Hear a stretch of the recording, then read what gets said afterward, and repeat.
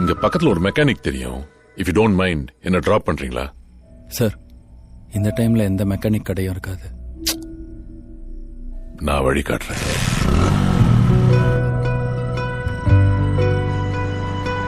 Sir, இது dead end sir. நீயா ஏன் டெட்ன்னு சொல்ற? ஓ, வழி இருக்க சொல்றேன்.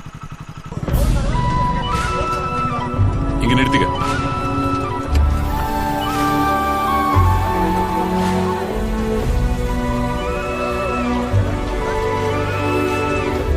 சார், இந்த இடத்துல எப்படி சார் இவ்வளவு கூட்டம்?